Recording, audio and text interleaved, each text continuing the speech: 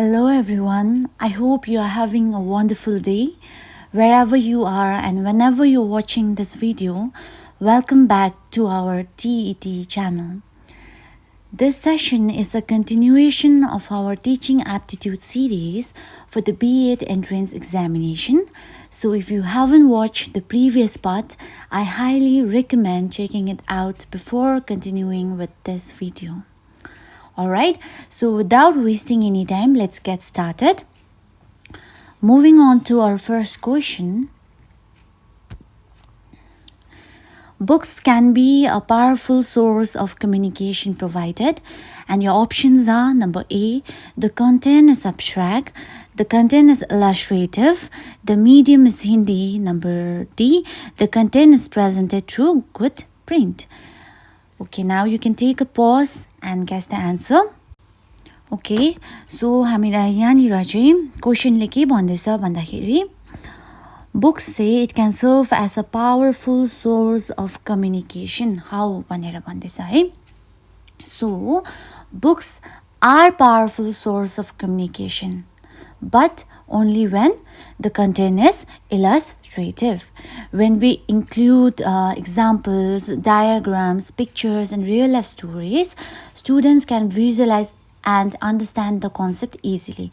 It also makes the learning more interesting and clear.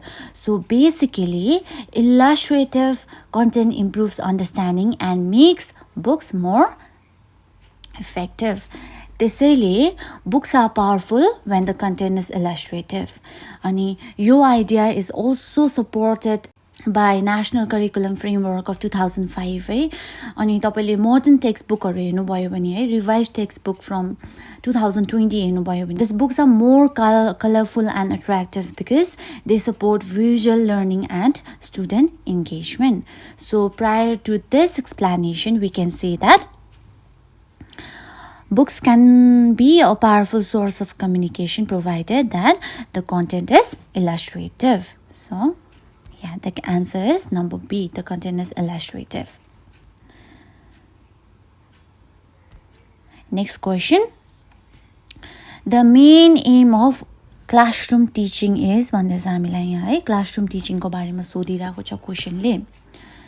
So whenever we are talking about classroom teaching, right, the main aim of classroom teaching is not just to pass exam. एउटा नानीले exam pass गरोस् भनेर मात्रै हाम्रो कहिले पनि aim हुँदैन. The aim is much higher. The very aim of classroom teaching is to develop an inquiring mind. जहाँ चाहिँ नानीहरूले सोध्नु सकोस् के हो, किन हो, why and how, where a child can think deeply and understand concepts instead of memorizing them. Whenever curiosity develops, real learning begins. So, त्यसैले गर्दा the correct answer is to develop an inquiring mind. हेर्नुभयो भने supposingly पहिलाको कन्टेक्स्टमा हेर्नुभयो भने है, एउटा pome छ भने त्यो पोमलाई पुरा रोट मेमोराइज रट्नु लाउँथ्यो. तर at the present time that is not the case. अहिले हेऱ्यो भने त्यो एउटा पोम छ भने त्यो पोमलाई नानीहरूलाई पुरा बुझ्नु लाउँछ है, त्यसलाई रिफ्लेक्ट गर्नु लाउँछ, एकदमै critically analyze गर्नु लाउँछ. So हेर्नु पर्यो भने the very main of classroom teaching is to develop an inquiring mind where a child is able to ask questions like why and how. Okay, all right, so moving on to the next question. Which of the following is true about a teacher role in education भन्दैछ. So our options are number 1 is develop the personality of students. Number 2, tell favorite student important question before examination. Number 3, motivate student for self-study. Number 4, encourage creativity and critical thinking. Number 5, force students into tuitions after class भन्दैछ. अब यहाँनिर चाहिँ हामीलाई एउटा Stitcher role सोधिरहेछ एजुकेसनमा है. सो तपाईले elimination टेक्निकै लाउनु भयो भने पनि यहाँनिर यु क्यान सी 2 पोइन्ट्स है, दुईटा पोइन्ट चाहिँ इट्स लाइक नेगेटिभ. हेर्नु भयो यहाँ नम्बर 2 ले के भन्दैछ, tell favourite student important questions before examination, but then this is very much unethical. Number 5 ले भन्दैछ force student into tuition after class, this is very unprofessional. So in higher education, a teacher role is not just as a lecturer, to be a lecturer, but a teacher helps develop personality here, which resonates with number 1 point. A teacher also encourages self-study, yes, number 3, and promotes creativity and critical thinking here.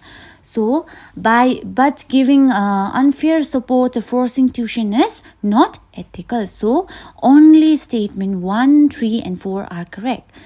Hence, therefore, the answer is option D. Okay. So, moving on to the next question now. Achievement tests are commonly used for the purpose of, and your options are number A, making selection for a specific job, number B, selecting candidates for a course, number C, identifying strengths and weaknesses of learners, number D, assessing the amount of learning after teaching. So, achievement tests say it is also often regarded as a blueprint or roadmap for the teachers, because एउटा unit complete गरिसक्यो अरे अनि after that a teacher wants to administer the test है अनि त्यो unit भित्रको कुन चाहिँ कन्टेन्ट एड गर्नुपर्ने हो, कस्तो टाइपको question हाल्नुपर्ने, whether MCQ, short question, long question, everything is designed under achievement test. So achievement tests are conducted after teaching is completed, and the main purpose is to measure how much students have learned and understood. Okay, for example, a test after completing a chapter checks the level of learning. These tests are not mainly for school selection or admission. So the correct answer is assessing the amount of learning after teaching. So next question. Maximum participation of students during teaching is possible. True? Maximum participation of students चाहिँ कहिले देख्नु सक्छ है. अब हामीले जब पनि टिचिङको कुरा गर्छ, there are various methods a teacher can use है. Lecture method, demonstration method, inductive method, deductive method. ल जुनै पनि method we can apply in our class. तर यहाँ क्वेसन के सोध्दैछ भने कुन चाहिँ टाइपको मेथड, टिचिङ मेथडमा चाहिँ maximum participation of students can be witnessed भनेर भन्दैछ हैन. So number A option is lecture method. Lecture method is a one way method है, जहाँ चाहिँ एकदम टिचर सेन्टर्ड हुन्छ है, वान वे मेथड हुन्छ, टिचर मात्रै बोलिरहेको हुन्छ प्राय. Demonstration method is also a teacher centred method भन्दा भयो, किनभने a teacher can bring a model है अनि डेमोन्स्ट्रेट गर्नु सक्छ अनि he or she can explain it. But then number सीमा दिएको छ inductive method. In the inductive method student learns through example, observation and activities first. It moves from known to unknown. Okay, where student they themselves discover the rule or concept. For example, student understand, like they observe different triangles and understand the concept of triangles.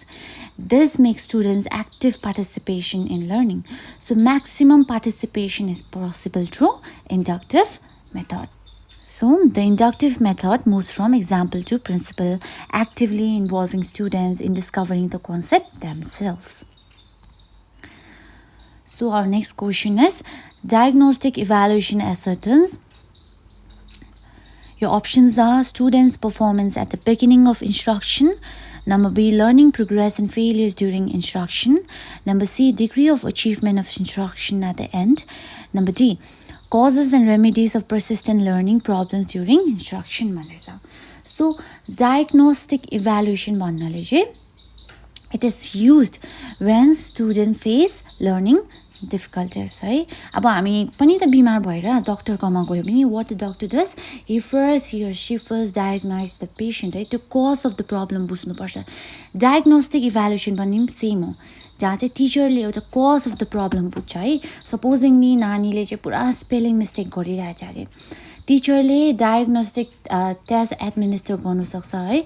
अनि after the test is administered है, teacher can understand कि अब यो नानीलाई त पुरा बेसी B चिन्नुमा problem रहेछ अन्त र उसले स्पेलिङ मिस्टेक गर्दै रहेछ अन्त र on the basis of that a teacher can introduce remedial classes है अन्त यति भन्नाले हामी के बुझ्नु सक्छ भन्दाखेरि चाहिँ diagnostic evaluation is the type of evaluation जहाँ चाहिँ कज अफ द प्रब्लम हामीले बुझ्छौँ on the basis of that remedies of learning problems are also meet भनेर भन्नु सक्छ and it helps identify the exact cause of the problem. So here the answer is number D. Okay, now moving on to the next question. Attitude of the teacher that affects teaching pertains to, your options are of affective domain, cognitive domain, cognitive domain raw psychomotor domain.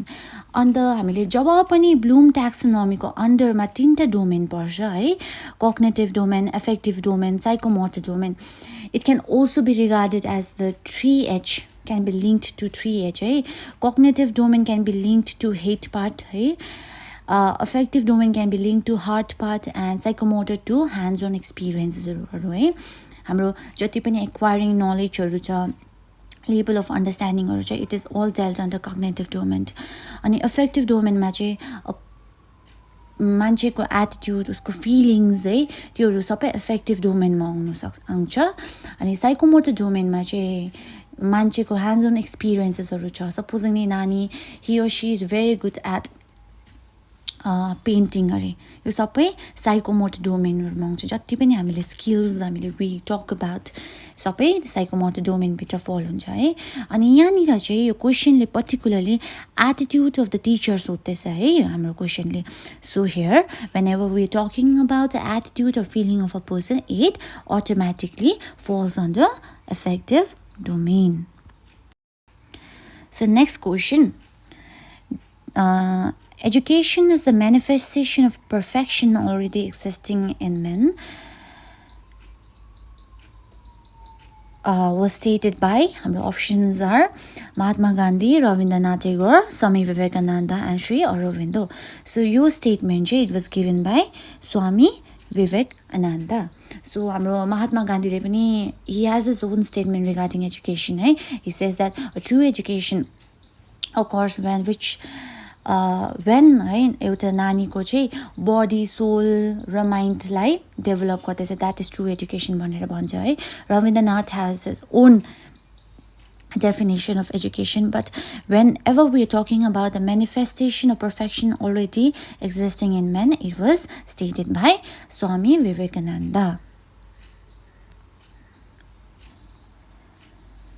So which of the following is not a prescribed label of teaching भन्दैछ यहाँनिर है and our options are memory, understanding, reflective and differentiation. Here you can just take a moment and think. हाम्रो यहाँनिर चाहिँ it is differentiation which is not prescribed label of teaching. Okay, the recognized label of teaching are memory, understanding and reflective. Differentiation is not one of them. So next question, a smart classroom is a teaching space which has and your options are smart board with touch panel control, PC laptop connection and DVD VCR player, document camera and specialized software, projector or and screen.